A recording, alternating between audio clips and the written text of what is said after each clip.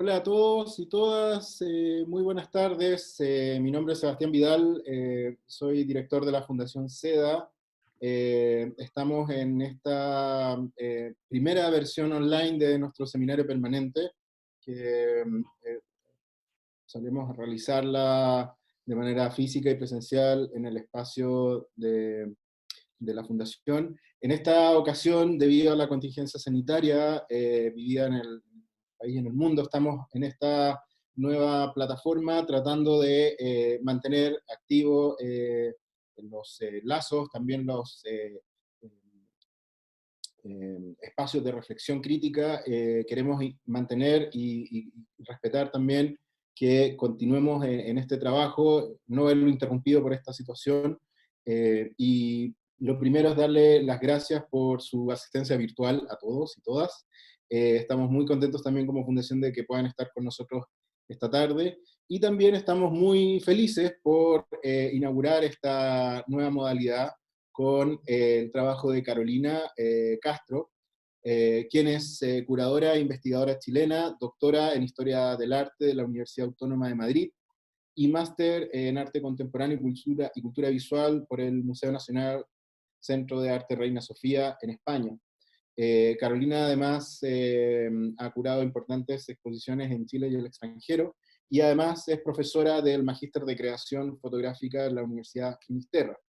Carolina nos va a acompañar esta tarde con su presentación eh, titulada El Camino de la Conciencia, Mira Schindler, Víctor Gripo y Cecilia Vicuña, que es parte de su proyecto de investigación doctoral y que va a derivar muy prontamente en una publicación que realizará con la Universidad Finisterra. Por lo tanto, estamos muy contentos de tener a Carolina esta tarde, y también muy contentos de que haya aceptado esta invitación para realizarlo por esta plataforma. Así que, sin más preámbulo, quiero dejarlos a ustedes con Carolina Castro. Gracias, Seba. Hola a todos, hola a todas, hola a todes. Espero que estén todos súper bien en sus casas. Sin duda, como encuentro que vale mucho mérito que podamos estar todos acá en esta como nueva modalidad, gracias a la virtualidad. Y nada, pues gracias al Seba por esta invitación, gracias a la Fundación SEDA. Eh, como decía la invitación de la Fundación, esta es una investigación que yo empecé en el 2011, con lo cual es una investigación que ya casi va a cumplir 10 años desde su inicio, lo cual me parece increíble, y que presenté como mi tesis doctoral en el 2016. Desde entonces, como esta investigación ha cambiado, como ha transformado mucho mi visión del trabajo, voy a decir como del trabajo como teórico y en específico también como del trabajo curatorial, con lo cual como ambas cosas están como muy ligadas. Y, y nada, voy a poner una presentación de PowerPoint en la que voy a ir pasando ciertas imágenes de los tres artistas que son los centrales de esta investigación, y en algunos casos van a ser solamente como ilustrativas para que ustedes vayan conociendo la obra, los que no la conocen, y en algunos casos voy a hablar más específicamente de ella. Como hablaba Natalia, yo voy a hacer una presentación de unos 25 minutos en la que voy a leer, posiblemente me voy a autointerrumpir con algunas explicaciones, eso. Así que denme un segundo que voy a compartir pantalla para poder mostrarles la presentación.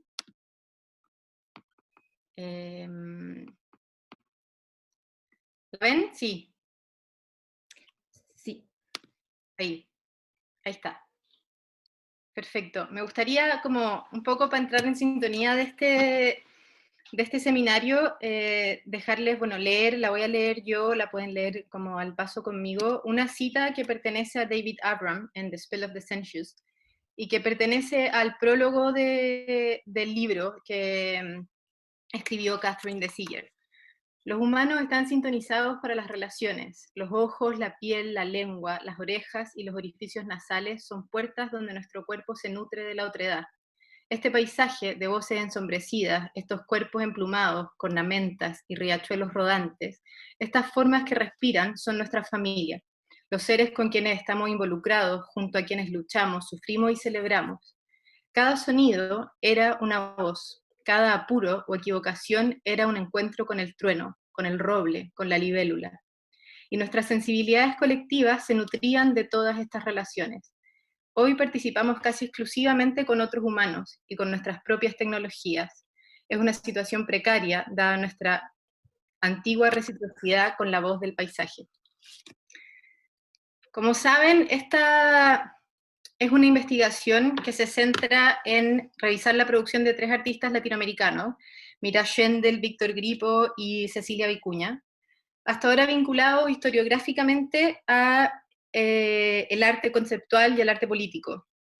Las imágenes, bueno, como todos sabrán y como muchos habrán leído, espero que hayan podido leer la introducción que les enviamos, en los orígenes de esta investigación en busca de las raíces como espirituales del arte. En un principio yo no hablaba de espiritualidad, o sea, no hablaba de conciencia, sino que hablaba de espiritualidad, y eso fue algo que fue cambiando en el proceso de investigación.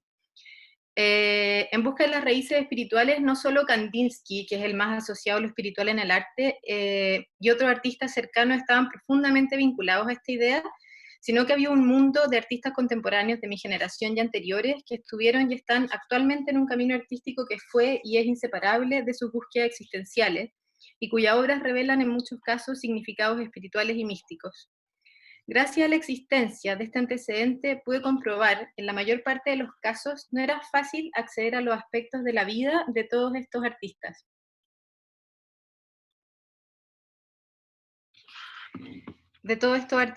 Encontré un terreno muy fértil cuando traspasé mi investigación de Europa a principios del siglo XX a Estados Unidos, también más o menos a principios de siglo, mediados de siglo, con varias investigaciones doctorales en curso, donde era posible apreciar que a pesar de que algunos artistas estaban siendo investigados, y que habían sido piedras como angulares en la historia del arte, pienso como en Georgia O'Keeffe, Mark Rothko, Joseph Albers, John Cage, todos los aspectos más espirituales de su práctica estaban como siempre dejados de lado, solamente se hablaba de los aspectos formales.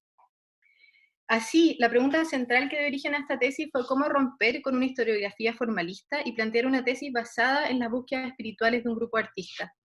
Mis investigaciones me llevaron a poner los ojos en América Latina, con el objetivo de encontrar artistas que estuvieran fuera, en un principio, de las etiquetas del arte conceptual y político. Este se planteaba ya como una de las primeras dificultades, dado que bajo los parámetros de la historia del arte en la que yo había sido educada, y posiblemente todos nosotros, los llamados artistas conceptuales y políticos eran los únicos que, comillas, abordaban los problemas reales del presente. Las dictaduras ocurridas en América Latina entre los años 60 y 80 parecían haber dado como resultado tan solo un tipo de arte que, mediante sus estrategias conceptuales, había sido capaz de enfrentar, traducir y contar lo que aquí había ocurrido. Me aproximé al tema con lecturas de los autores que habían sido fundamentales en la construcción de este relato, como Luis Kamnitzer, Gerardo Mosquera, Mari Carmen Ramírez, entre otros, y entendí que el arte conceptual de la región se presentó en su momento como un vehículo hacia dos direcciones. Por un lado, encontrando las estrategias para poder denunciar sin ser censurado, y por el otro lado, como una manera de acceder al lenguaje internacional y ser incorporado al discurso hegemónico del arte contemporáneo. Si bien nociones como conciencia figuraban en muchos de los escritos de los autores, esta se refería a la conciencia política, y era entendida como un darse cuenta o como un actuar en contra de una realidad política cruda para poder conseguir un cambio social y el cambio de esa realidad. Así, el arte latinoamericano había salido al mundo como el arte político de la resistencia, tiñendo el panorama de las artes visuales producidas en la región, y también la obra de aquellos artistas de origen latino que habitaban otras latitudes. Entonces surgieron más preguntas. ¿Podía el arte en ese contexto, a la vez que incentivar una conciencia política, despertar una conciencia espiritual?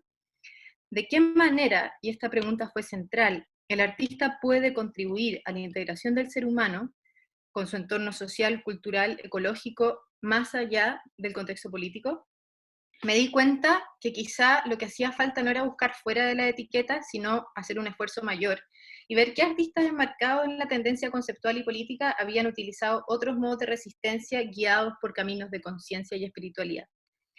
Esto me empujó a buscar en fuentes menos ortodoxas, Mientras en América Latina comenzaba a resurgir un interés fuerte por las fuentes místicas ancestrales precolombinas, predominantemente la maya y la inca, con sus sistemas numerológicos, métodos de siembra, actividades rituales, conocimiento geográfico, etc., en Estados Unidos se abrió un creciente interés por fuentes místicas como la teosofía, el taoísmo, el budismo zen y otras filosofías venidas de Oriente, y cómo éstas habían influenciado el arte. A lo largo de toda América, los cruces entre ambas fuentes empezaron a hacerse más visibles. Las orientales y las precolombinas empezaron de cierta manera como a crear un entramado. Comencé a entender que esta investigación planteaba más de un problema, no solo la marginación de los asuntos espirituales, que era lo que me interesaba originalmente, sino la obsolescencia de la linealidad de un sistema historiográfico y una cierta distorsión discursiva que se había generado a través de el arte político y conceptual en el escenario del arte latinoamericano y las consecuencias que eso tenía.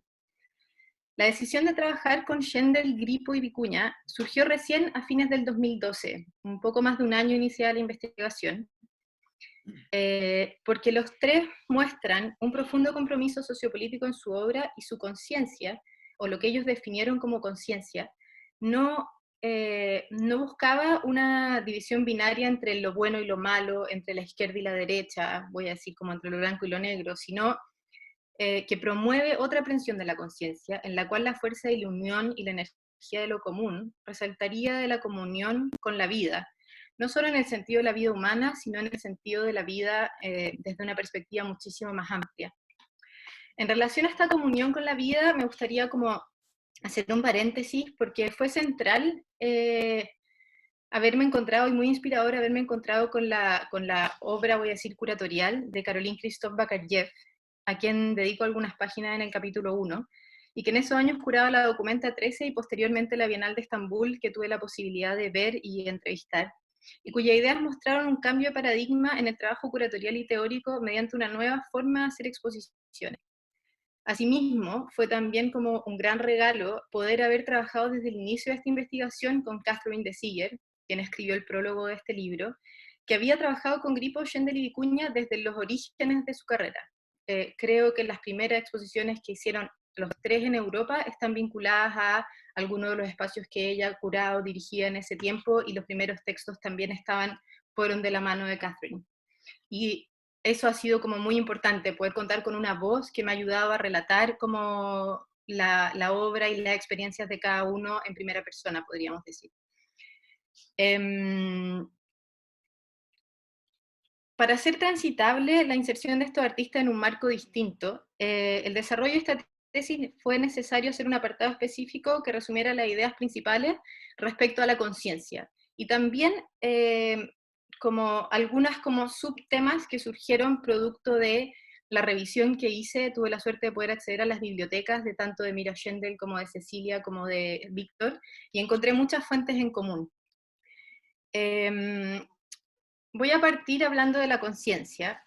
Evidentemente explicar la conciencia significa como tratar de explicarnos a nosotros mismos, con lo cual el desafío desde el comienzo era muy complejo. La mayor parte de las fuentes que leí y busqué decían la conciencia es algo que todavía no puede ser explicado, y entendí que en realidad como el día que sea posible explicar ese misterio fundamental, vamos a perder un poco como algo que es esencial al ser humano y a lo que genera esas relaciones con todos los otros seres que existen, ¿no? Desde la naturaleza, no sé, voy a decir los microbios, las células, como las relaciones que están generadas si es que la conciencia forma parte de todo eso.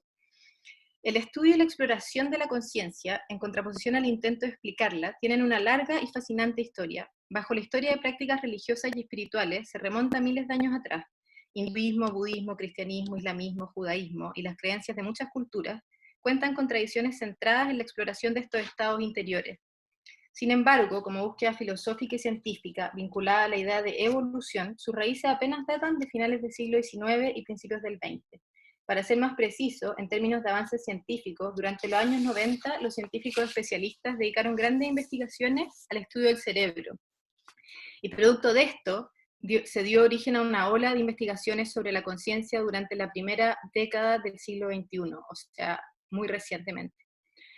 En un libro que fue fundamental para poder llevar a cabo la investigación respecto a temas de la conciencia está Una historia secreta de la conciencia de Gary Lachman, que resume muchos estudios que se han hecho a lo largo del siglo XX, sobre todo un texto bien fundamental, que es un libro que se llama Origen y Presente, de Jan Gebser, y que habla de cómo la conciencia ha participado de los distintos procesos históricos a lo largo de la humanidad, digamos. Hay estudios recientes que aseguran que la conciencia puede ser descrita como una computadora. Otros sostienen que las computadoras pronto serán conscientes. Algunos neurocientíficos niegan que la conciencia o el cerebro se parezcan a un ordenador, asegurando que sería, comillas, una especie de jungla cerebral donde distintos conjuntos neuronales compiten de manera darwiniana y los supervivientes son seleccionados como miembros de las redes neuronales entre cuyas funciones se encuentra la conciencia. El profesor David Chalmers, a quien también entrevisté de la Universidad de Arizona, señala que por más que aprendamos sobre el cerebro, siempre habrá una brecha explicativa entre los distintos procesos físicos y la experiencia subjetiva. Las teorías puramente fisicalistas no pueden salvar esta brecha. Existe también una corriente que sostiene la noción de que de cierto modo todo participa de la conciencia. Esta visión acaba con el dualismo cuerpo-mente, al sostener que la conciencia no es simplemente una propiedad del cerebro, sino que de alguna forma existe a través de toda la creación. Como veremos más adelante, esta es posiblemente la definición que más se acerca a lo que le interesa a esta investigación. Para la tendencia científica, materialista, lo primero es la materia y lo segundo es la conciencia, y para tradición contraria podríamos decir lo primero es la conciencia.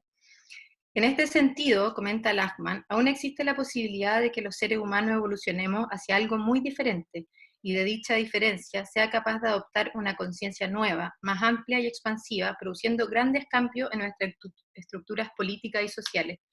Lo que dice Lachmann respecto a esto me parece súper interesante porque tiene mucho que ver con lo que posiblemente todos estamos experimentando hoy en día. Como dos temas, subtemas vinculados a la conciencia, y los cuales aparecieron como un elemento común a los tres artistas al revisar sus bibliotecas y escritos, están la alquimia y el I Ching.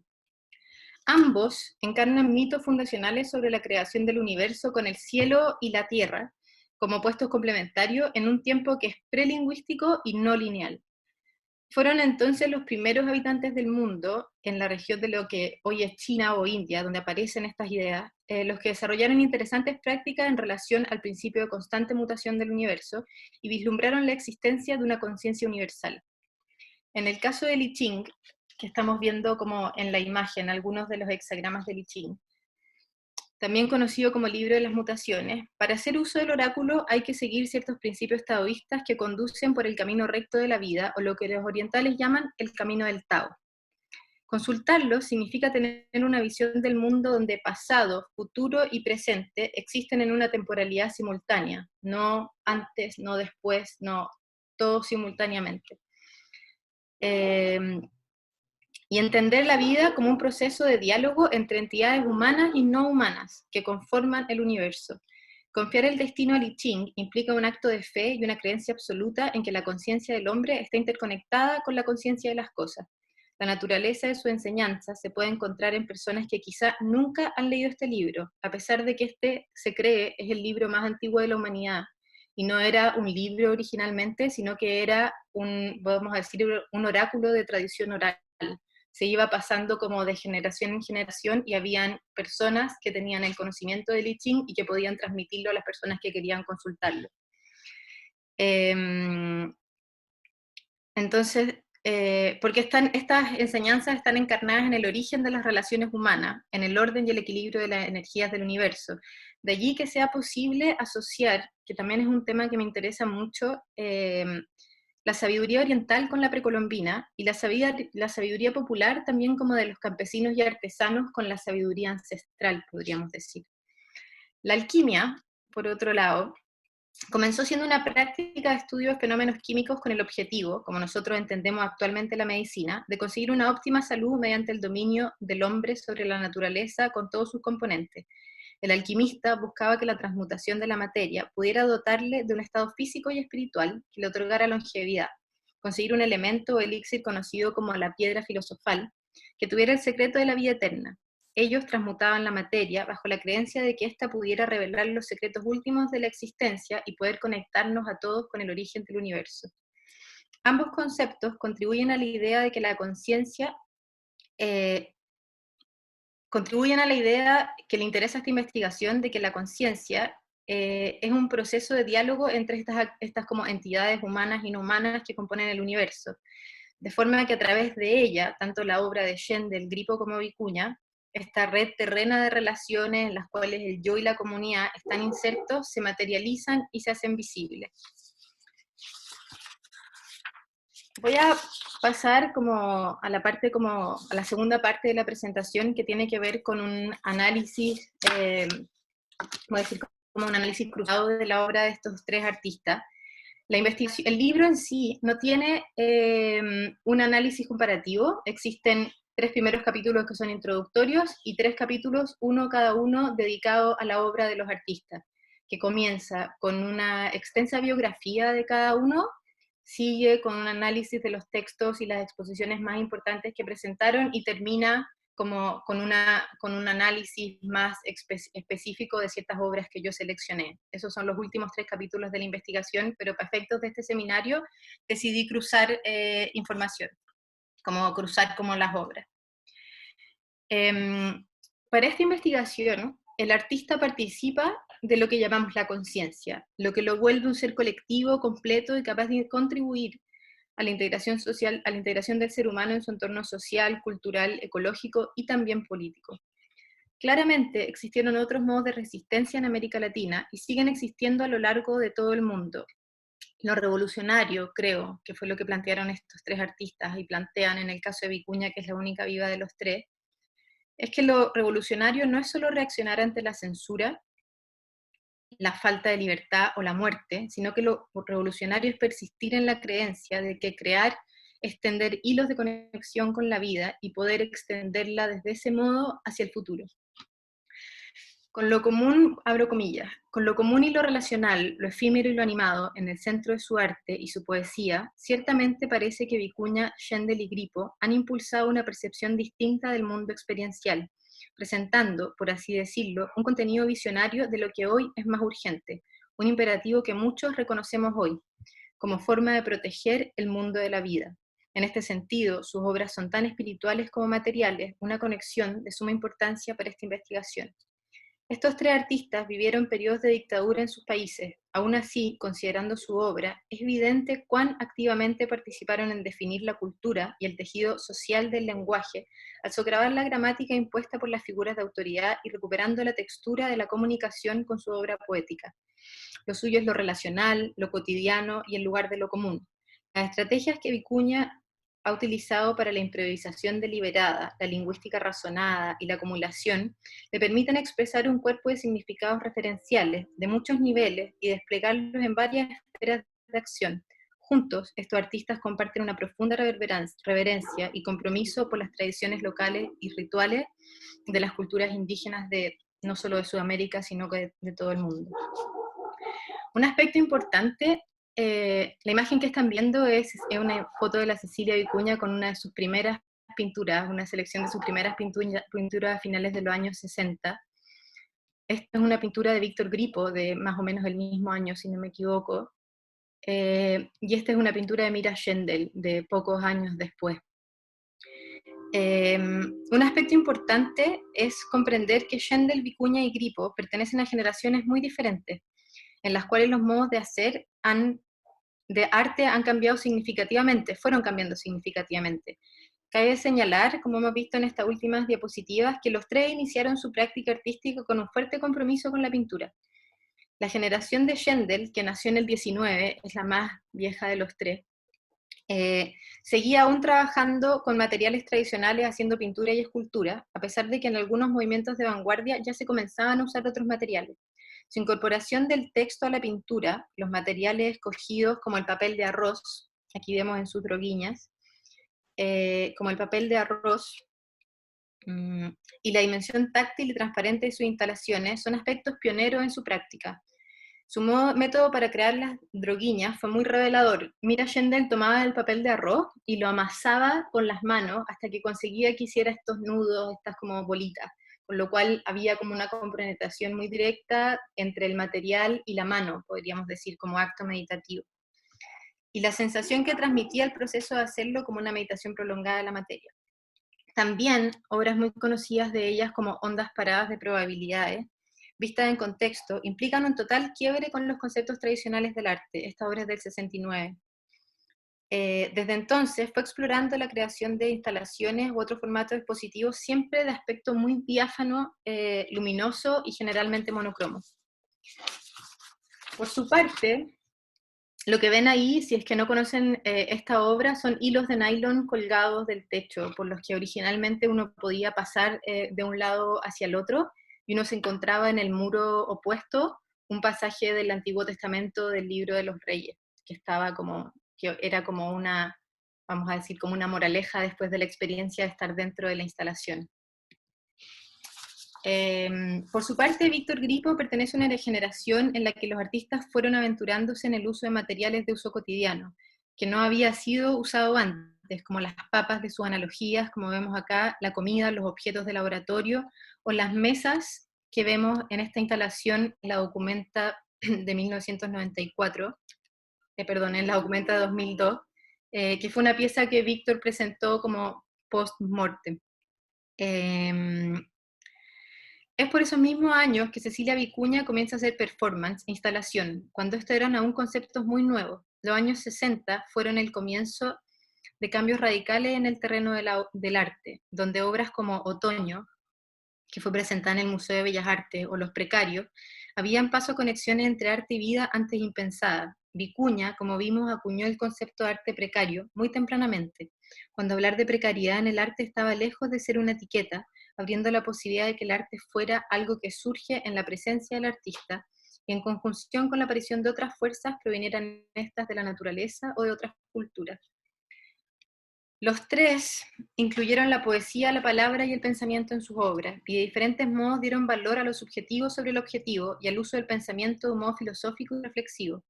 Es interesante pensar en la transitoriedad de muchas de las obras de estos artistas crearon, sobre todo aquellas que pertenecen al terreno de la acción, como construcción de un horno para hacer pan, que es la que estamos viendo ahora en las imágenes, que se hizo en la Plaza de Buenos Aires en el año 72 y que fue censurada a los pocos minutos de ser instalada.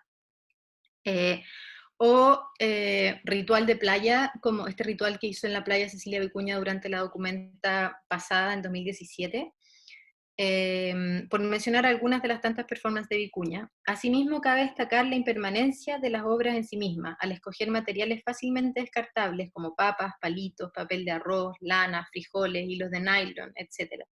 Esto también nos muestra que los tres artistas fueron muy pobres. Gripo vivió de la pintura de retrato hasta muy avanzada como su vida, y Cecilia Vicuña ha conseguido como tener una mejor vida recién en los últimos años, desde que su trabajo es más reconocido.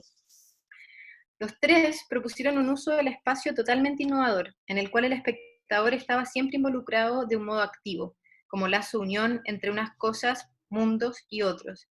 Si pensamos en tres obras centrales de estos artistas, veremos que utilizando diferentes materiales y disposiciones en el espacio, los tres tejieron conexiones trabajando de un modo tal que los cables de Gripo, en analogías, que son los cables que se conectan a las papas, para Víctor, la papa era una analogía de la conciencia en relación a la energía, como la papa como transmisor de energía, como generador de energía, y la conciencia humana como un concepto de energía también. Entonces, las instalaciones de Víctor, las más conocidas, muestran estas papas conectadas a estos cables que muestran la cantidad de energía posible de obtener de esa cantidad de papas. Entonces, las analogías de Víctor se asemejan a los hilos de nylon que vimos recién en Ondas paradas de probabilidades de Mira Schendel, y ambos a las lanas sin cardar de Cecilia Vicuña en instalaciones como CloudNet, que vemos aquí, del año 99, o Kipo Austral, en la Bienal de Sydney. En cada caso forman una trama orgánica, una red de conocimiento, un templo de reflexión, o un enjambre de energía en movimiento donde otras formas de conciencia dialogan con el hombre, con el ser humano, en una analogía mayor que fricciona los límites entre lo que está vivo y entre lo que es supuestamente inerte. Otra interesante relación surgió de estos tres artistas a lo largo de, en relación a obras que están hechas con semillas o con elementos vivos. Esta es Vida, Muerte y Resurrección de Víctor Gripo, son porotos que germinan dentro de unos contenedores de plomo y que en el paso de la germinación van rompiendo los contenedores. Y las distintas instalaciones de semilla de Cecilia Vicuña. Esta última invita a la contemplación de la vida en potencia que está dentro de cada una de las semillas repartidas por la sala, pero también invita al espectador a formar parte de la gran cadena de la protección por la vida, del cuidado de las semillas, de la manipulación genética y con ello de nuestros alimentos. Este grito de alerta por la vida es muy similar al que lleva a Gripo a crear su instalación, la que surgió del gran impacto que creó en él la noticia de que 50 ballenas se habían suicidado en las costas de Australia. Gripo dice, comillas, sentimos que alguien gritaba algo tan importante y que ya no había tiempo. El llamado a la naturaleza, de la fuente primera de la vida, se hacía cada vez más urgente, pero al igual que lo había manifestado constantemente Vicuña, Gripo veía que nadie lo escuchaba. La interconexión entre arte, naturaleza y vida está presente a lo largo de toda la obra de estos dos artistas y es un poco menos visible o más sutil en la obra de Schindler. Una de las más claras conexiones también es la que surge en la creación de las droguiñas. Aquí vemos otro formato de la misma obra. Objetos relacionados con el pensamiento zen como nudos, en paralelo al concepto andino del quipu que utiliza Cecilia Vicuña, donde los nudos son centros de energía, portales a otros mundos. Aquí tenemos un quipu de Cecilia en el Brooklyn Museum. Ambos artistas comparten la inquietud de estar en el mundo o la posibilidad de la existencia de uno u otros mundos dentro o fuera de este.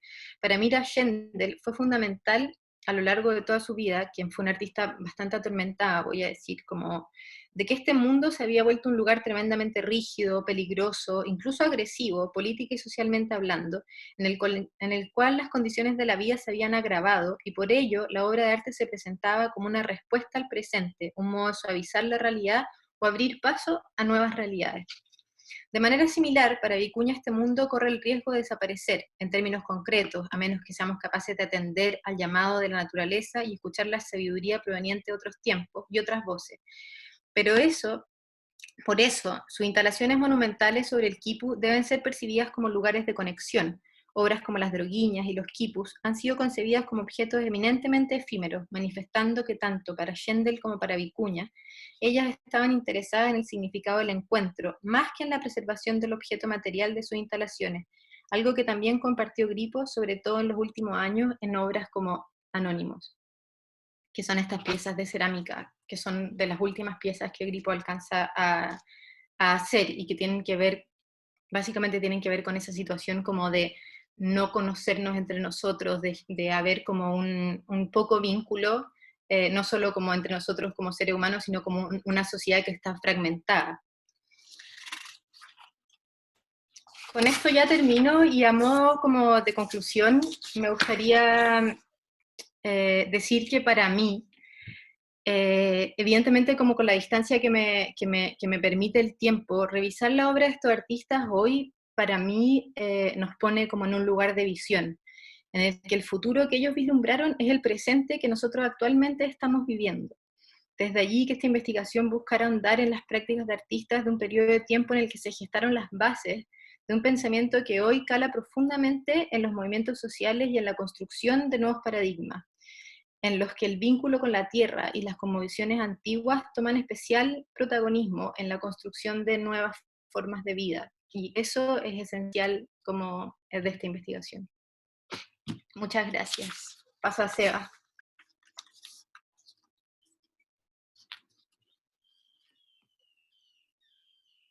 No te escucho, está ahí silenciado. Ahí sí. No, Ahí un sí. aplauso, Carolina, de verdad, muy, muy, muy interesante tu presentación, muy iluminadora también, creo que recoge varios de los puntos que en parte estamos viviendo hoy, ¿no? Como sociedad, como cultura. Me parece súper interesante que, y antes, un poco para abrir esto también a la conversación con los asistentes al seminario,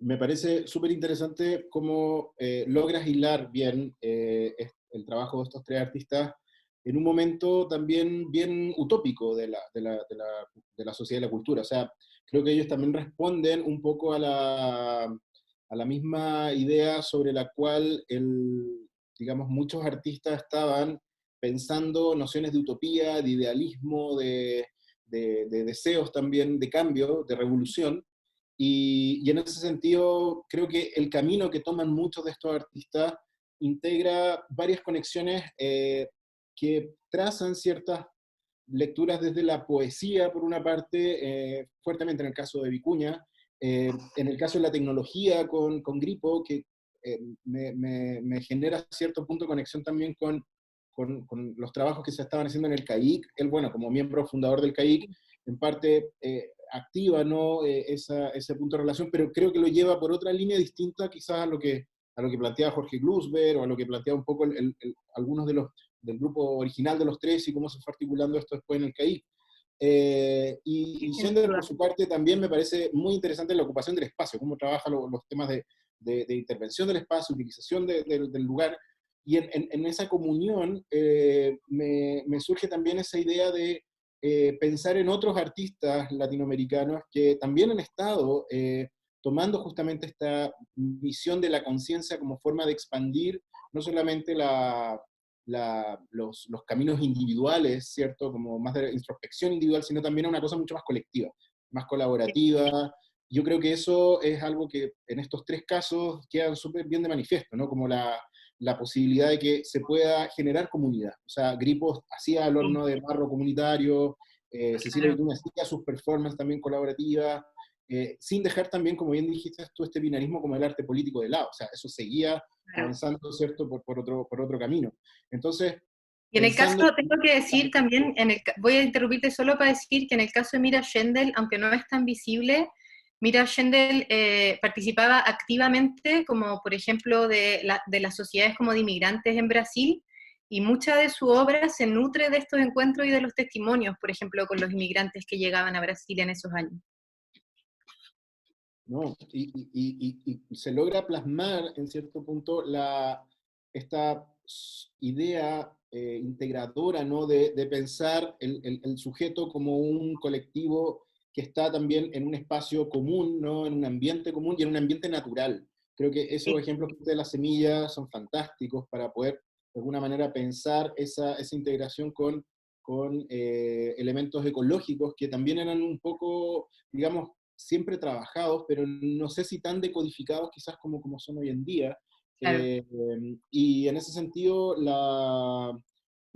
esta noción que mencionaste tú, que me parece fantástica, como de proteger lo humano, ¿no? Creo que igual es muy interesante eso. No sé bien sobre qué punto en particular realizarte más allá que una pregunta, sino que más bien un comentario que puede como ampliar esto hacia otros lugares de artistas latinoamericanos. Pienso ahora, por ejemplo, rápidamente, porque estoy en eso trabajando ahora con Juan Downey, por ejemplo, y Downey y toda su Claro. cantidad de reflexiones sobre las posibilidades metafísicas, espirituales, y principalmente espirituales, muy profundamente espirituales, Sí. sobre las conectividades de los sujetos y las comunidades indígenas también. Entonces, hay como una línea de artistas latinoamericanos que dentro de esta concepción conceptualista estuvieron profundamente vinculados y pensando en ese respeto por la vida de la comunidad y el respeto del otro, ¿no? Sí, otro buen ejemplo es Matías Geritz, por ejemplo, en México, como Geritz recién, como yo diría, en la exposición que se hizo hace no muchos años en el Reina Sofía, fue un artista que había estado como vinculado a un formalismo y ha sido como cada vez más visible, como que había una preocupación, voy a decir, como espiritual, integrativa del ser humano, muy, muy, muy notoria, ¿no? Y Como muy pensado finalmente también como que también, disculpa, muy pensado también dentro de las comunidades precolombinas, o sea, él trabajaba sí, más, sin duda, y eso, ¿no? con mucha influencia. Sí, yo creo que uno podría ahondar en muchos artistas. Yo creo que hay muchos artistas que merecen como voy a decir, como una revisión de un lado B, podríamos decirlo, ¿no? Que es lo que yo planteaba al principio, que era como yo decía, bueno, tienen que ser artistas que no estén en estas etiquetas, pero en realidad eran artistas que tenían, parte de lo importante de su obra es ese compromiso político, ese compromiso social, pero en el que hay un motor de lo social que tiene que ver con esta idea integrativa y que finalmente yo como denomino como un camino de conciencia, ¿no? En ese punto, Carolina, sobre la materia, por ejemplo, me gustaría entrar un poquito en ese lugar, como la materia aparece como una especie como de gatillante simbólico para llevar esto a otra reflexión, no lo que funciona con el arroz, la semilla, la Sí. lana, lo precario en Cecilia Vicuña. Cuéntanos un poquito más cómo ese rol de la materia pasa a ser ya más allá de un símbolo, sino que se integra dentro de un espacio natural, O digamos, sea, armónico. hay una relación, voy a decir, hay una relación como animista con la materia, que es que la materia forma parte del mismo espacio de conciencia en el que yo estoy, ¿no? Como es muy notorio en la obra de Gripo, porque Gripo le atribuye esa cualidad a las papas. Como, entonces, para Gripo es como inmediato que si la conciencia es un elemento como activo energético, y la papa es es un elemento de la naturaleza que puede producir energía, para él es evidente que de manera formal están vinculados, ¿no? Pero llevándolo a la lana, llevándolo al papel de arroz, como en el caso de Mira Schendel, los tres tienen esta visión de que en su actuar, en su crear, la materia participa de ese proceso. ¿Cachai? Y eso yo creo que es fundamental, porque de cierta manera eso extiende como la creación hacia, voy a decir, como hacia el origen de los recursos, ¿cachai? Como al origen de los recursos, sean como naturales o no naturales, pero a esos recursos que forman parte o que provienen como de un lugar de origen, que en este caso como la naturaleza, por ejemplo, o de las aleaciones químicas que producen. La razón por la que yo, por ejemplo, escogí la alquimia para hablar, y hay un pequeño apartado dentro del capítulo 2 que habla sobre la alquimia, es porque en el origen como de la alquimia se habla de esta idea como de la relación con la materia como un ente que es reflejo de tu propio como fondo psicológico, hablan como los alquimistas o dice Jung, que es que cuando yo me involucro con la materia se involucra en mi proceso, entonces hay una reciprocidad, ¿cachai? Como, entonces eso es algo que es bien importante, y voy a decir que no solo en aquellas materias que son orgánicas, sino también en el caso de Mira Schendel, que es la que más pintó, por ejemplo, como de los tres, también en el caso de la pintura. En el caso de la Cecilia, en el caso de la Cecilia es muy evidente y se hace cada vez como más patente en la medida que podemos conocer más sobre su obra, pero los quipus de la Cecilia, en relación a la tradición andina y cómo la Cecilia interpreta lo que los quipus eran, los quipus no solamente como un lugar donde había información acumulada, sino donde existe como una información que está vinculada como a cómo la vida funciona, la vida en el sentido como cotidiano práctico, y la vida en términos como más de los secretos de la vida, podríamos decir, ¿no? Entonces los quipus de la Cecilia también son entendidos por la Cecilia como lugares de conexión, como si creáramos como si fuera una Intihuatana, ¿cachai? Como la Intihuatana del mundo precolombino en el que venían estos hombres y mujeres a hacer una ceremonia, porque ese era un lugar de conexión, ¿no?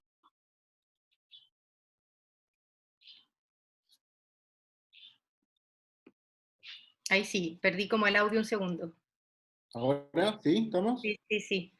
Perdón. Entonces, la relación con la materia es eso, yo la llamo como animista, ¿no? Pero tiene que ver con eso, con considerar que la materia forma parte de que hay un diálogo, de que hay una reciprocidad. Sí, bueno, no sé, Nati, ¿estás por ahí?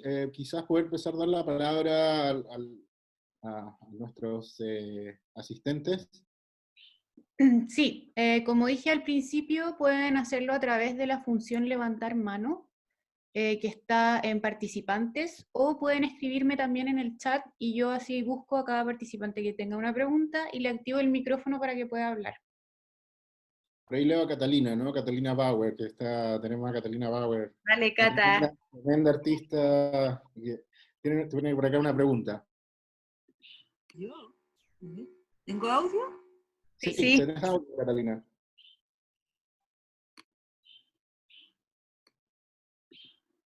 ahí se te fue. Se fue, sí. Ahora Ahí sí. sí. Ahí sí, ahí sí. Perdón, es que es mi primer día con Zoom. Bienvenida. No, más que una pregunta, como... A ver, que si pudiera como hablar un poco sobre la idea de la repetición, que también me imagino que está presente en la obra de todos ellos, y Sí. como un mecanismo también de meditación, de entrar en la meditación. ¿Cómo lo ves tú ahí? Y en ese sentido la repetición también llevándolo como al ritmo. a lo sonoro tal vez. Mm. No sé si existe algo de eso, pero como que siento que sí, que debiera haber alguna reflexión respecto a eso en ello, ¿no? Gracias Cata por la pregunta. En algún momento fue como un punto que revisé mucho y que tenía más que ver, o que surgió, voy a decir, como cuando empecé a encontrarme como con la poesía como un elemento común también entre los tres. Como Grippo incluía mucho texto en su obra, principalmente como la mayor parte de las mesas que Grippo hacía están llenas de texto escrito. Mira Schendel más específicamente en sus pinturas y en sus instalaciones, y la Cecilia, bueno, tiene una obra poética tremendamente potente, y fue como,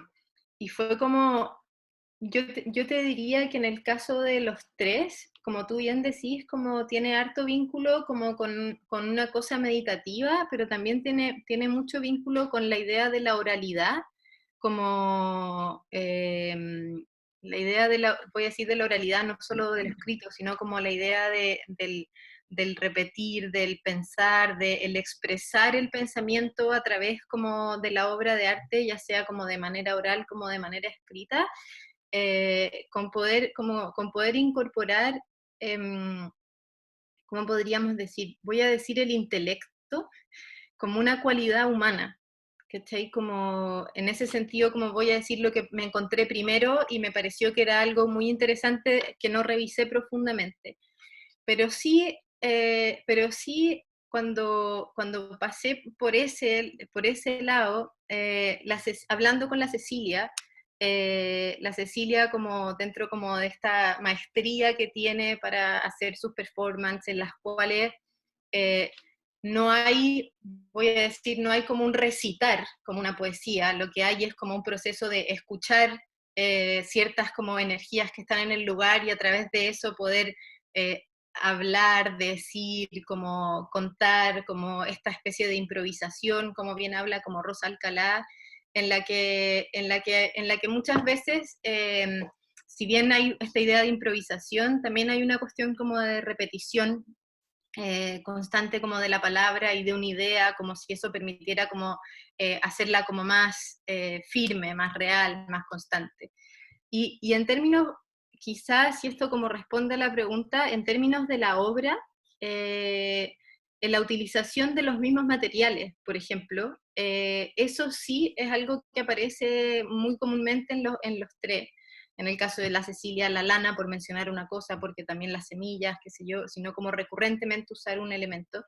En el caso de Víctor, las papas, principalmente, también hay otros elementos que usa mucho, y en el caso de Mira Schendel, el papel de arroz, como en distintos formatos, el papel solo, el papel rayado, el papel perforado, el papel anudado, como la reflexión sobre el mismo material y las posibilidades que ese material ofrece, están directamente vinculadas a esta idea de lo que yo le comentaba a Seba, de que la materia no es algo estático, sino que es algo con lo que yo me puedo relacionar y que tiene infinitas posibilidades de relación.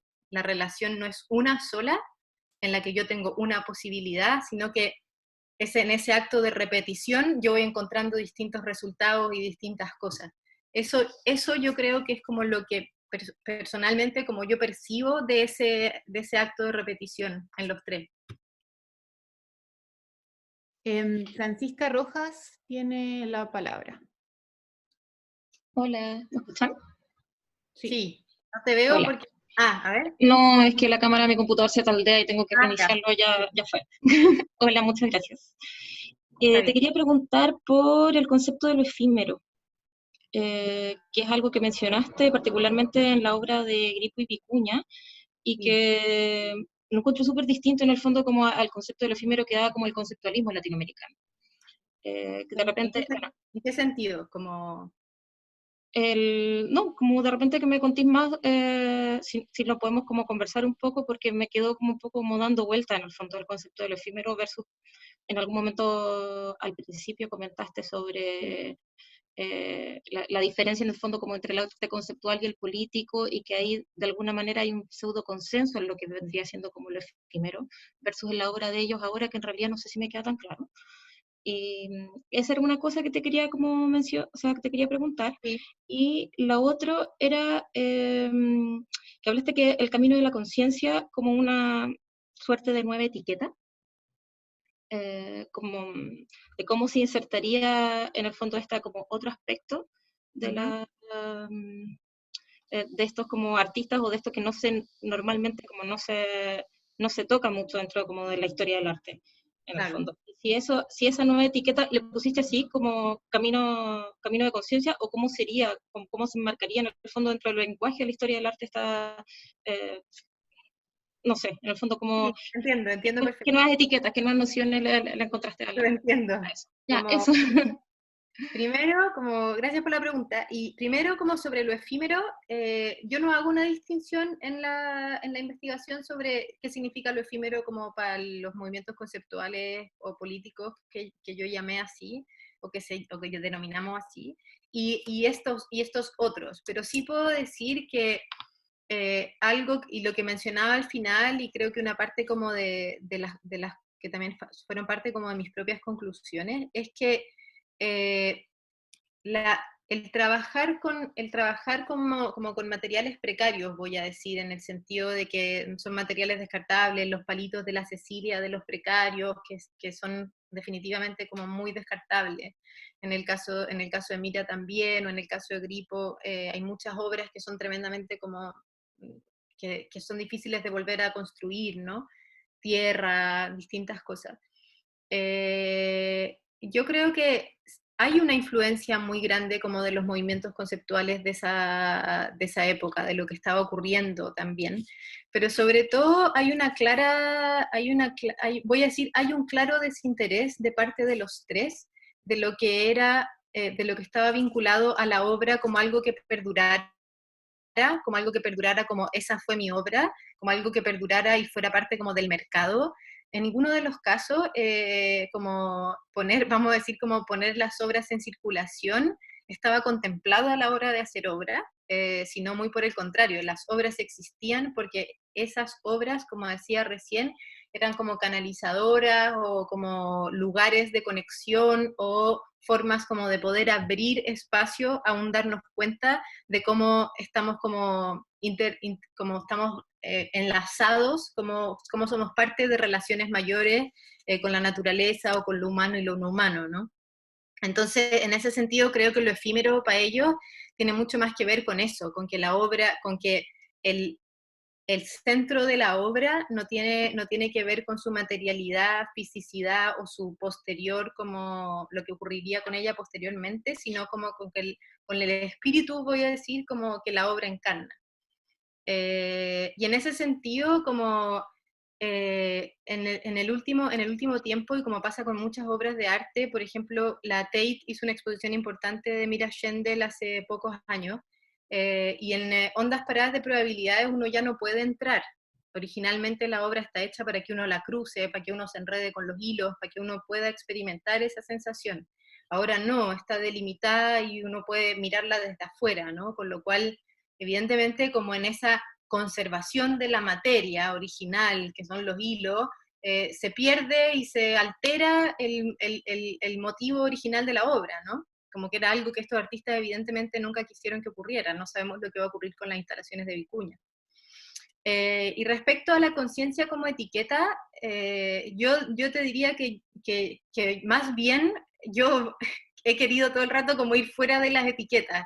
No existe para mí, y bajo esta investigación, la investigación se llama El Camino de la Conciencia, y considero que más que ser una etiqueta es hablar de cómo artistas vinculados a movimientos que podemos llamar como sus etiquetas, estaban interesados en el mundo de la vida, en esta idea como del mundo de la vida, en lo que me decía Sebastián recién, como en preservar como lo humano, en extender como hilos de conexión con la vida. Yo diría que tiene mucho más que ver, más que con una etiqueta, con esta idea, con algo que para mí tiene mucho que ver con lo que está ocurriendo como en el presente, que es darnos cuenta de cuán realmente como relacionados estamos entre todos y cuánto nos afecta cuando uno le pasa a otro, cuando un alguien se infecta, ¿no?, de un virus, y qué pasa con toda la colectividad, y qué pasa con la naturaleza, y qué pasa con todo, ¿no? Como esa conexión, no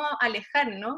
Y por eso leía la cita del comienzo, del hecho de que en verdad es súper necesario estar conectado con todos los elementos que forman la vida. Entonces yo te diría que esta idea del camino de la conciencia no es una etiqueta, sino una forma de percibir el estar aquí. Eso. Luis Felipe tiene una pregunta. Hola Luis. Hola, ¿qué tal? ¿Cómo están? Hola. Hola, Carolina. Bueno, sobre lo del tema de la conciencia, la pregunta que tengo tiene que ver un poco con esta idea. Hay varios puntos o momentos en los que mencionaste dentro de tu exposición en donde se percibe no solo una conexión, sino que una revalorización de las culturas ancestrales de parte de estos tres artistas. Sí. De alguna forma, yo creo que eso quizá pone de relieve también en su producción y en su pensamiento, y quizá también tú encontraste en tu investigación escritos o declaraciones de ellos a propósito de cuál era, por el contrario, la mirada que tenían ellos sobre el mundo occidental. Tú hablaste hace poco de que en el fondo había un entendimiento de la dimensión intelectual como algo mucho más integrado que lo que nos mostró o nos presentó el siglo de las luces, digamos. Uh-huh. Por ende, y en Occidente, digamos, eso ha pesado durante estos últimos 200 años. Entonces, me pregunto, ¿cuál es la mirada o cuál crees tú que es el diagnóstico que estos artistas hacen precisamente de la cultura occidental desde sus prácticas? Mira, por un lado, como lo primero que tengo que decir es que los tres están tremendamente como influidos porque los tres comienzan a crear en épocas de dictadura y son periodos como tremendamente complejos. Pues. Entonces, los tres tienen una mirada tremendamente crítica de cómo, vamos a decir, cómo la humanidad ha llevado a cabo como todo hasta ese momento, ¿no? Como post Segunda Guerra Mundial, como Mira Schendel específicamente, que nace en el 19. Mira Schendel es de familia originalmente judía, convertida al catolicismo, que escapa como de la Italia de Mussolini, como tiene una historia como de vida tremendamente como afectada, y es una artista, voy a decir, me atrevería a decir que Mira Schendel es la más crítica con el entorno y como con la sociedad, voy a decir, occidental de los tres, en el sentido de que ella vive en un mundo en el que ella siente que no tiene ningún sentido vivir. ¿Cachai? Y finalmente la obra de arte es su única vía para poder seguir como conservando como su centro, voy a decir, ¿no? Entonces, Mira Schendel, y voy a decir como en ese sentido, como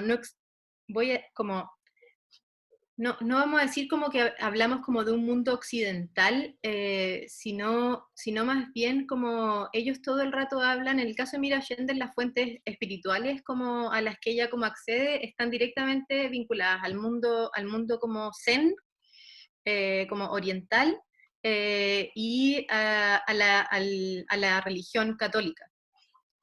Luego ella se convierte al catolicismo. Entonces, los dos temas principales para ella son: ¿existe Dios en el mundo? Si existe Dios, ¿cómo yo me conecto con Dios?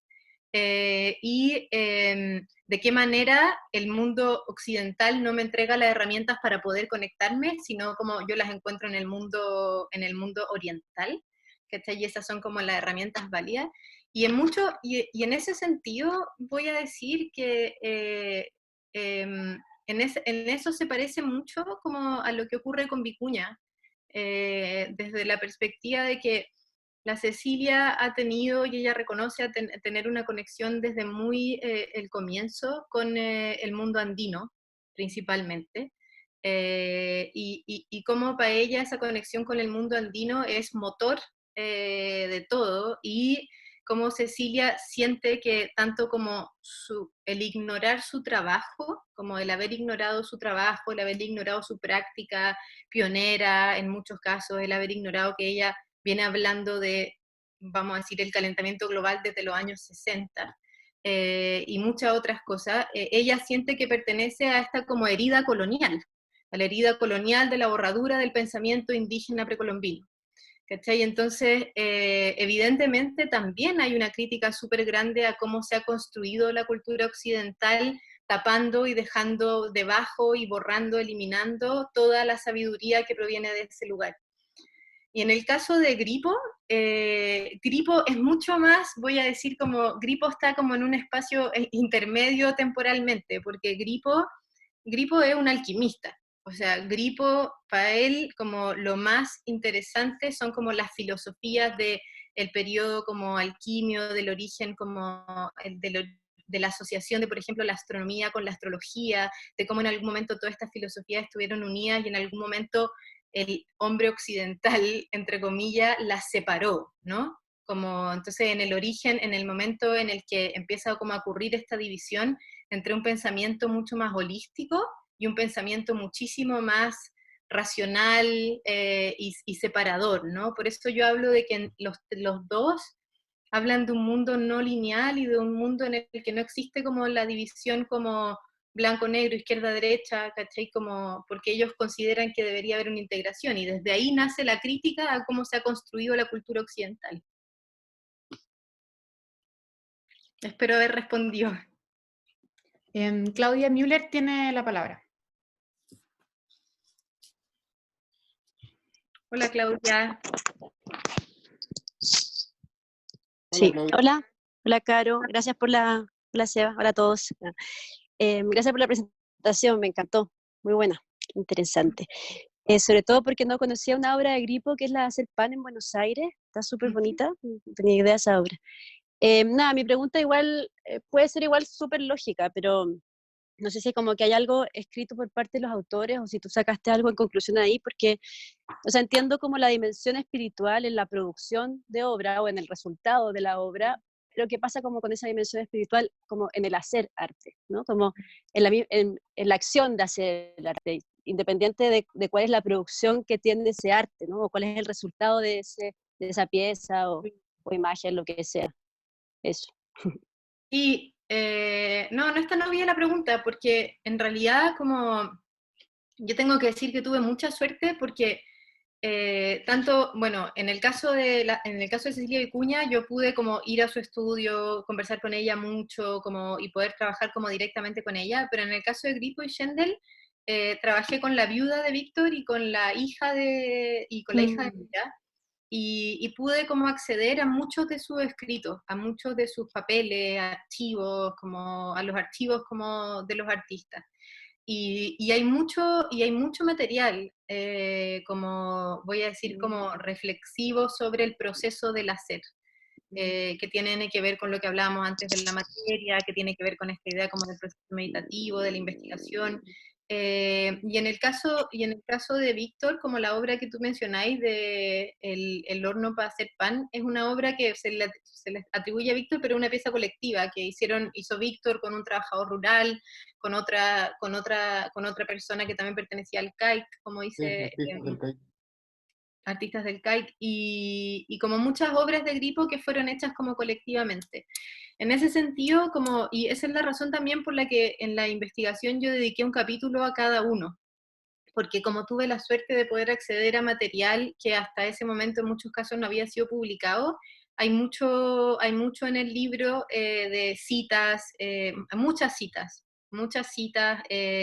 muchas como reflexiones en torno a ideas que ellos mismos como redactaron. Los tres llevaban como diarios. Y en estos diarios, y aprovecho como de sumar como contar esa anécdota, en estos diarios, entre medio siempre hay tiradas las monedas del I Ching. Es como, está el diario del año, no sé, 75, y aparece, bueno, estaba haciendo no sé qué sé yo, bla, bla, bla, y de repente aparece el hexagrama de I Ching con la tirada, el significado de la tirada, no sé qué, y la reflexión pertinente respecto a ese momento. Y eso para mí fue súper sorpresivo, porque entendí que en el proceso como de producción, vinculado totalmente como a la vida misma, había una, voy a decir como había una confianza como, o una necesidad de saber si uno estaba como si el camino que estaba ahí tomando era el camino adecuado. ¿Cachai? Como, y esa es la relación también como con el I Ching. Entonces, ahí fue cuando yo pensé que era muy interesante pensar que tenía 3 artistas que habían confiado como gran parte como de sus procesos artísticos y de vida a un oráculo. ¿Cachai? Como confiando en algo que es totalmente como incierto, vamos a decir, ¿no? Pero bueno, sí, hay mucha información y el libro cuenta con bastante como información escrita por ellos. Natalia Pilo tiene la palabra. Hola, ¿qué tal? Hola Natalia. Hola. Bueno, agradecerte primero por colaborar con con todo lo que tiene que ver con el arte latinoamericano. Yo soy artista y me interesa mucho el tema. Tengo preguntas muy puntuales sobre artistas contemporáneos de nuestra generación, ¿no? Sí. Que estén utilizando el tema del animismo andino. Ajá. O de materia natural, ¿no? Sí. Y sobre la experiencia estética del espectador. O sea, a mí me parece súper importante cómo para cerrar el círculo, ¿no? Sí. Soy peruana primero, y a partir justamente de las culturas andinas que nos unen, la experiencia estética del poblador en la cultura andina, si el artista contemporáneo crea obras que también tienen que ver con la representación de estos ritos y mitos, ¿no? Que se convierten en contemporáneos al final, ¿cómo es la experiencia estética del espectador o qué es lo que crees que debería buscar el artista para que pueda comprender el arte hoy? ¿No? No sé si me dicen. Sí, es una súper difícil pregunta. No sé, y justamente Teo pensando en el espectador, ¿cómo? Porque se cierra un círculo, ¿no? Sí, sí, Yo claro, creo como claro que sí. pero O sea, si el espectador no siente, no sirve. Yo tengo, como, hay algo, me hiciste acordar, y también como eso tiene que ver con la pregunta que me hizo la Claudia recién. Yo te diría que la que cuenta con más, voy a hablar de testimonios de los espectadores, porque ha habido como un par de compilaciones como de entrevistas, experiencias como a los espectadores, es la Cecilia Vicuña. Y es muy interesante, y eso también hay algo de eso en el libro. Es muy interesante ver cómo los espectadores se enfrentan a la obra, porque yo creo que es algo que en verdad el artista no puede premeditar mucho. O sea, yo creo que más bien es algo que el artista va y dice, ya, yo voy a hacer esto y espero que ocurra esto, pero no necesariamente podéis tener la certeza de que eso va a ocurrir, ¿no? Ahora, sin duda, creo que la ética, y lo digo en el sentido como ético, porque la ética que un artista propone en términos de cómo se experimenta la obra, cómo esa obra es trabajada, cómo los materiales que son usados de dónde provienen, como todas esas decisiones son tremendamente importantes y evidentemente como hacen un cambio en la experiencia y hacen un cambio en la percepción que el espectador tiene, ¿no? En ese sentido, como cruzando las dos preguntas que me hiciste, artistas contemporáneas que a mí me interesan mucho, chilenas, particularmente está la Patricia Domínguez, que tiene un trabajo súper vinculado al mundo indígena, especialmente como el andino, sin necesariamente como usar elementos propios como del mundo andino. La Patricia usa mucha tecnología y como un cruce como entre este mundo como tecnológico casi post-internet y el mundo andino. Y por ejemplo también pienso como en otra artista chilena que es la Joana Unzueta, que si bien no tiene un trabajo en relación al mundo indígena, sí es una artista que tiene como mucha conciencia de lo que implica el hacer de lo que implica la conexión con el hacer, con la mano, y de lo que implica la decisión de qué materiales uso y qué materiales no, y cómo eso habla mucho como de mi ética, ¿no? Como de la ética de artista. Y eso es algo que me parece súper importante, y yo también me lo planteo como una pregunta, ¿no? Como hoy en día, como curadores y artistas, ¿cuál es nuestra ética de cara a lo que estamos haciendo? ¿No? Como dónde tomamos las decisiones, no solamente pienso como en qué lugares decidimos trabajar o en qué lugares no, sino como cómo organizamos éticamente el trabajo y el discurso de lo que queremos como transmitir, ¿no? En ese sentido, creo que esta investigación pone mucho de eso, pone mucho como de cómo estos tres artistas fueron tremendamente consecuentes, y la Cecilia que sigue haciéndolo, como tremendamente consecuentes con una ética, con una forma de ver el mundo y con una forma de llevar a cabo su práctica, ¿no? Y eso creo que hoy en día es algo que es súper importante como observar, ¿no? Como en la práctica de los artistas contemporáneos. Y no sé, vuelvo como a decirte que respecto como a la experiencia del espectador me parece algo súper difícil. Creo que sin duda como es, y creo que es cada vez más difícil generar una experiencia como estética, en el sentido como de la cantidad de estímulos que tenemos, de las expectativas que tenemos como de la obra de arte y todo, pero no creo que sea una cosa como o sea, como que venga de un solo lado.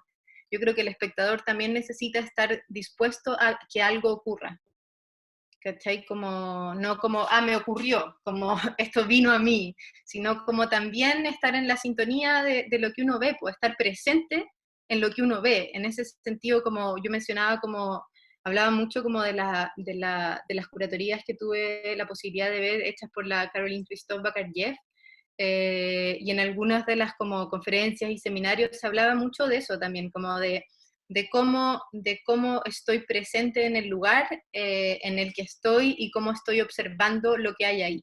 ¿Cachai? Y en ese sentido, como la responsabilidad del espectador creo que es importante. Gabriela Sol tiene la palabra. Ya, hola. Quería preguntarte, ¿se escucha? Sí, hola. Quería preguntarte un poco, porque en realidad como de los tres yo ubico más a Víctor Gripo. Ajá. Quería preguntarte un poco como por el concepto de la magia, que bueno, tú lo nombras arte, lo nombras más como alquimia. Yo estaba pensando como en la idea de la magia en Gripo, o del ritual, que en él aparece harto en su obra, como en el hecho de, bueno, de la comida como ritual, el texto como palabra, o lo que aparece y se va. Y lo pensaba un poco en relación a lo que planteas de la conciencia también como posibilidad de cambio, pero como no ubico tanto la obra especialmente de Mira, entonces quería preguntarte un poco como qué nos podrías contar sobre eso en las dos mujeres. No me metí mucho en la idea como del concepto de magia, no es algo que abordé, pero sí me hiciste pensar cuando me preguntáis esto, me hiciste pensar en algún momento Luis Pérez Orama curó una muestra que se llamaba El alfabeto enfurecido, que era obra de Mira Schendel con León Ferrari. Y esta expo estaba como cargada, fue como una de las primeras veces que yo pude como leer algunos textos como y pasajes de Mira Schendel respecto como a su manera como de crear obra y manera de relacionarse como con la obra desde, voy a decir como desde su experiencia espiritual. Y me acordé, y a mí me marcó mucho, y en ese sentido lo tomo como desde la perspectiva de la magia, que para Mira Schendel, por ejemplo, voy a poner el ejemplo de Mira Schendel ya que me pusiste que era alguien que conocía y menos. En el caso de Mira Schendel era una artista que tenía muchos sueños premonitorios, y que es algo que aparece en muchos de sus escritos. Y que ella nunca se atrevía a contar porque generalmente eran terribles, siguiendo como con esta cosa como de que ella vivía la vida de una manera muy terrible, soñaba que alguien se moría y esa persona se moría, por ejemplo, y soñaba que se moría de una forma y se moría de esa forma. Y a mí me sorprendió tremendamente y pude hablar con Luis Peregrama sobre esta situación, porque Luis fue el primero que la menciona. En uno de los textos del Alfabeto Enfurecido, él cuenta uno de los sueños que ella tiene y cómo este sueño había ocurrido tal específicamente, y ese sueño está como mostrado en una obra, ¿no? Entonces me hiciste pensar que cuando yo estaba haciendo la investigación, dejé como estos elementos, los fui como mencionando, a lo mejor hay una nota al pie, o los fui como dejando de lado, pero podría decirte que habían como muchos elementos en la vida de los tres que estaban cargados de esa conexión, llámese mágica, y por eso me hiciste pensar en esta anécdota, con la vida, ¿no? Como de estar como conectado a veces incluso de forma incómoda, como de no querer saber ciertas cosas, pero que las sabía yo igual, ¿cachai? Entonces, en ese sentido, como la idea de pensamiento mágico está en la obra de Schendel, está súper presente, y también en otros artistas. Gripo era como una persona como llena de amuletos. Gripo era alguien que plantaba un ají y ponía la semilla de ají, y cuando salía el primer brote le amarraba una cintita de un color, porque esa cintita hacía que el ají creciera de tal manera, y no sé qué, y él confiaba plenamente en eso, y cuando el ají era grande, ponía un prisma en la punta del ají que hacía que le llegara una luz específica, y él sentía que eso hacía que el ají tuviera, no sé, propiedades particulares. Entonces el uso de la magia en ese sentido está lleno de anécdotas de ese tipo. Espero haber contestado algo como a tu pregunta, pero me llevaste a ese espacio. Bárbara Muñoz tiene la palabra ahora. Hola, Bárbara. Hola, ¿se escucha? Sí, te escuchamos. Vale, voy, ya va.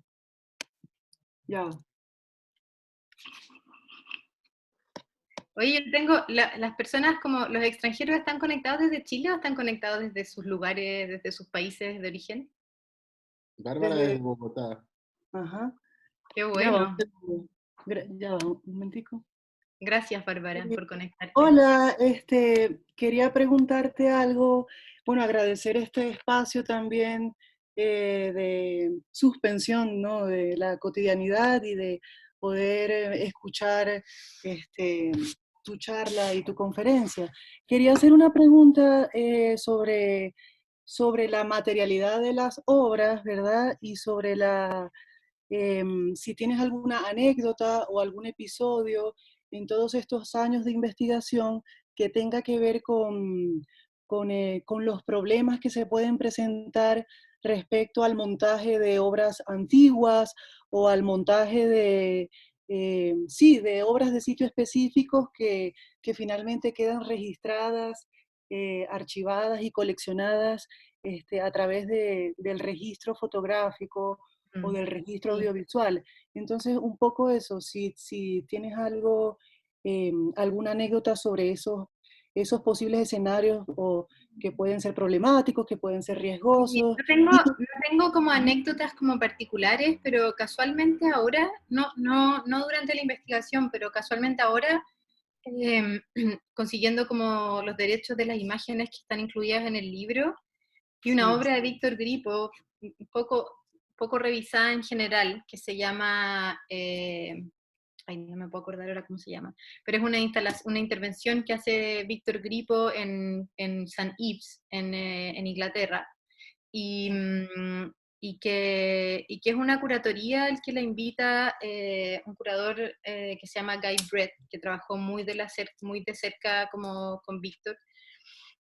Fueron muy amigos, y que esta intervención eran unas mesas muy parecidas a las que yo mostré de la documenta, y que estaban puestas en distintos espacios como de las galerías donde se exponía, y que en realidad estaban como tremendamente afectadas por la luz natural, como que Víctor las puso, y la historia cuenta que Víctor las puso para que de día recibieran una iluminación, de noche recibieran otra, como se oscurecía muy temprano porque era invierno y estaba muy al norte, entonces aprovechó todas las condiciones lumínicas para poder generar un ambiente.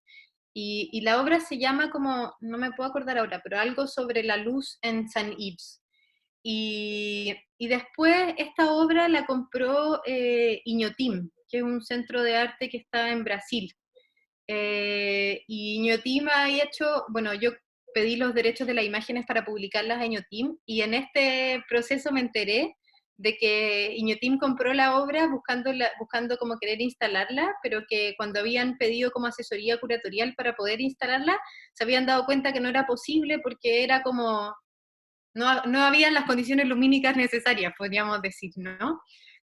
Y que la obra no tenía ningún sentido porque esa experiencia como lumínica con estas mesas se transformaba básicamente en solo unas mesas, y en la que incluso como tratando de imitar el registro, era imposible como conseguir la luz del hemisferio norte en Brasil, ¿no? Entonces, casualmente me enteré de esta anécdota en el que esta pieza, de acuerdo también como a lo que Grippo dejó escrito, esta pieza fue una pieza site-specific hecha para St. Ives y que no puede ser instalada en otro lugar porque depende de las condiciones lumínicas de ese espacio, de ese lugar y de ese espacio geográfico también.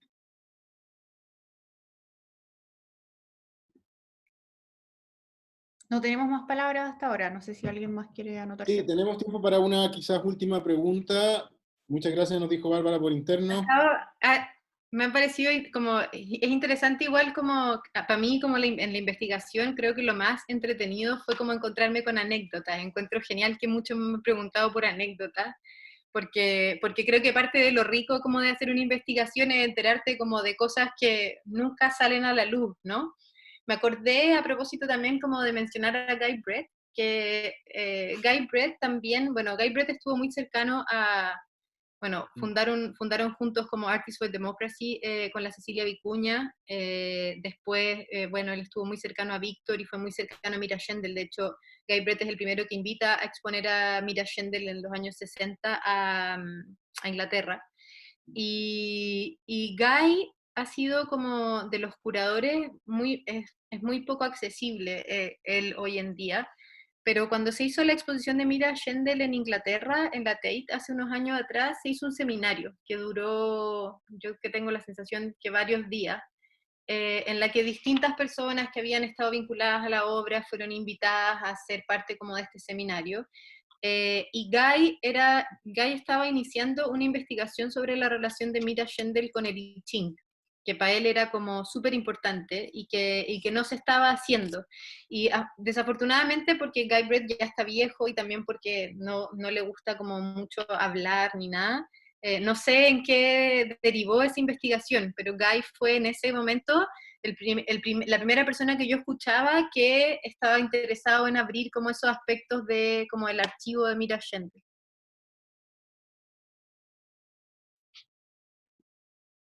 ¿Alguien más tiene otra pregunta? Sí, nos queda tiempo para una última pregunta.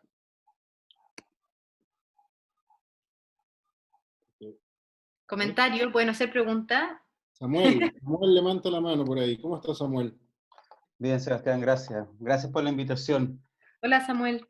Hola, Carolina. Yo tengo una pregunta. No he dejado de pensar desde que leí el texto y desde lo que presentaste ahora, que me parece como súper evidente, el fotógrafo Sergio Larraín. Es como súper claro su presencia en un tema como este. Pero más bien lo pregunto a propósito de algo que leí en el texto, que tú haces mención al comienzo de la dificultad de presentar estos temas como en un ámbito de investigación. Es como algo que queda al margen. Vendría a ser como un problema personal del artista, no un tema propiamente de arte. Entonces ahí hay como una vivencia de investigación, de cómo se monta un trabajo de investigación, y cómo un investigador, en este caso tú una investigadora, se hace cargo de una problemática que tú misma indicas que no tiene bibliografía en Latinoamérica. Por ejemplo, en el libro de Gonzalo Leiva sobre Sergio Larraín, esto es como una renuncia al arte, cuando sabemos ya hace bastante tiempo que Sergio Larraín fue hasta el final fotógrafo. Claro. O sea, nunca renunció a eso, digamos. No hay una renuncia en realidad. No, claro que no. Hay una forma de acercarse a la disciplina o a la práctica de otra manera, tal vez. Entonces, claro. Pucha, en realidad yo tengo que decir algo como confesarme de cierta manera.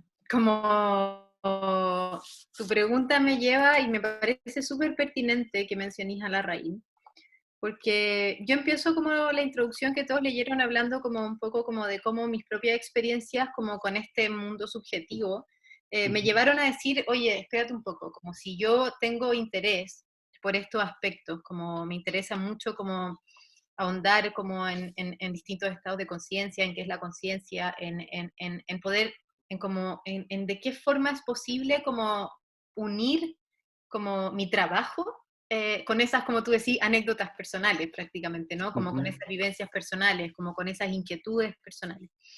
Entonces, cuando yo empecé esta investigación, me gané una beca y tenía 5 años para terminar esta investigación.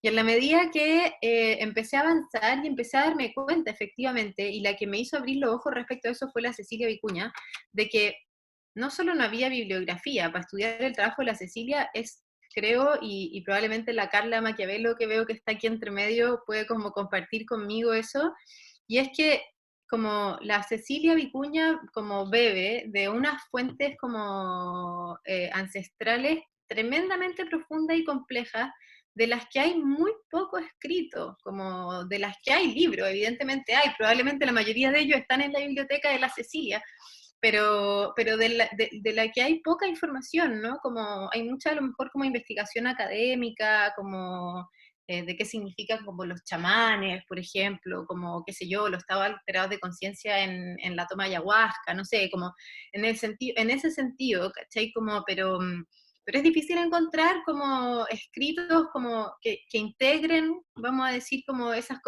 cosmovisiones, ¿no? En el caso como de la Cecilia, por ejemplo. Entonces, a mí me pasó lo mismo que posiblemente le pasó a muchos, a ellos también, y es que me encontré mucho más fácil y más fácilmente familiarizada por mis propias inquietudes con el mundo como oriental. En mi caso, como la práctica del yoga, yo mencionaba los sutras de Patanjali, como el I Ching, el pensamiento zen, el budismo, como fuentes de las que era mucho más posible encontrar información, como la entrada a Occidente como de las filosofías de Oriente fue así como ¡buah!, con miles de textos, conferencistas que venían, todos los yogis se trasladaron de India a Estados Unidos, como la entrada de eso fue muy potente, ¿no? Entonces era mucho más fácil encontrar esas fuentes. Y en la medida que ha pasado el tiempo, desde que yo terminé la investigación, o sea, en el proceso en el que hice la investigación, y desde que la investigación se terminó, y los años que han pasado hasta ahora, he podido darme cuenta de que hay de que hay ciertas como fuentes tremendamente interesantes, y en ese sentido me he dado cuenta que no sé, que posiblemente como una de las líneas como que esta investigación puede seguir tienen que ver con el pensamiento de la Silvia Rivera Cusicanqui, por ejemplo, que es esta socióloga aymara, o Boaventura dos Santos, ¿no? Como con esta idea de la ecología de los saberes, y estando en América Latina, de vuelta en Chile, estando acá y vinculándome más como con mis colegas y los artistas que tienen como preocupaciones similares, podríamos decir, me he dado cuenta que sin duda hay un cuerpo como teórico desde el cual poder abordarlo. Ahora, y con esto cierro como tu pregunta, sin duda, ese problema que yo encontré al principio, que era como que hablar de esta idea de espiritualidad era como inmiscuirse en la privacidad de los artistas. Y como que casi todas las personas con las que hablé, incluso tengo que decir, fue muy difícil conseguir un tutor de tesis que aguantara como inmiscuirme en ese espacio, ¿cachai? Muchos me decían, no, ¿cómo se te ocurre? No, eso está súper mal visto en la academia, no te metas en ese terreno, ¿no? Como, y hasta que de repente me di cuenta que era posible. ¿Por qué? Porque era esencial para su arte. O sea, esa idea de espiritualidad, esa conciencia del ser, del estar, del mundo, de las alianzas posibles como con otros mundos, es fundamental en su obra. Entonces, como que no era posible dejarlo de lado, ¿no? Pero hay muchos artistas, me pasa mucho con artistas contemporáneos con los que trabajo y que me interesan, que me dicen, oye, ya, pero eso no lo contís en el texto. Porque en verdad, claro, pues es difícil, lo estáis viviendo y es un terreno delicado, ¿cachai? Como en el que la perspectiva del tiempo te permite ahondar, pero en el que es posible tratarlo desde eso, como tangencialmente a veces, ¿no?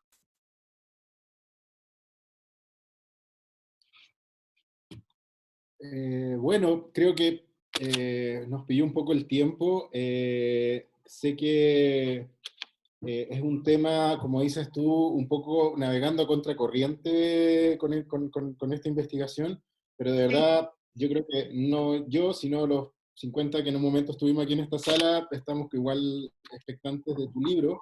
Nos gustaría mucho ya poder tenerlo en las Gracias. manos, empezar a leerlo, porque van a haber cosas que van a salir seguramente, más Sí, allá de claro. digamos, este preview que tuvimos el privilegio desde acá. Así Claro. que nada, darte infinitas gracias, Carolina, por la gentileza, por tu generosidad, por tu trabajo también de investigación. Creo que es súper importante que tanto las investigaciones que estamos haciendo, tanto en Chile como en Latinoamérica, podamos tener comunidad. Sí. Creo que esta plataforma, si bien no es el contacto físico que tenemos siempre en la fundación, pero nos permite también abrir otras fronteras también, conectarnos con otra gente. Por ahí veo a Jocelyn, que de Londres, a la Sí, Carla, también la veo. para, no sé, muchos amigos también, a la Camila, que la veo por ahí también. Y nada, darle las gracias a todos los asistentes, también a los amigos de SEA, también a Carmen Gloria, no sé, veo mucha gente, a la Javi Bañara también que está por ahí. Darle las gracias a todos, a Samuel y a todos los nuevos amigos también, y ojalá síganos también por nuestras redes, estamos siempre comunicando actividades. La próxima semana vamos a sacar un boletín sobre Paz Errázuriz, con textos de Andrea Yunta, de María Iris Flores, así que vienen más actividades en SEA, tratemos de no parar, y lo más importante, no salgan de casa, por favor. Yo también quiero sumarme a las gracias del Seba. Yo quiero como decir que, pucha, y el Seba estará de acuerdo también conmigo, que la labor de la investigación es siempre como muy ingrata en el proceso en el que está ocurriendo, y que siempre como que uno puede sacar afuera como la investigación es como muy rico. Y después de mi defensa de tesis, esta es como la primera vez que presento como mi investigación, y me encanta poder contar como con el feedback de todos ustedes, preguntas, y sin duda para mí también como la publicación del libro, que ahora está como congelada en una cápsula del COVID, esperando a poder salir a la calle, pero que en el momento en el que salga, como bienvenidos, por favor, como bienvenidos como comentarios, el que quiera escribirme, como no sé, el que quiera sugerirme artistas que están trabajando en esa misma línea, como creo que en ese sentido, como tanto los colegas como investigadores o artistas o qué sé yo, como es súper importante como crear alianzas como de apoyo y darnos como eso, darnos como la opinión de lo que estamos haciendo entre todos, porque al final lo estamos haciendo para todos nosotros también, po. Entonces creo que eso es súper importante. Y gracias por eso, gracias por la oportunidad. Así que un placer esta experiencia. Muchas gracias. No, muchas gracias a ti, bueno, y te mandamos un aplauso virtual desde acá. Todos te aplaudimos. Gracias. Y muchas gracias a todos. Nada, feliz de que nos hayamos encontrado por acá. Y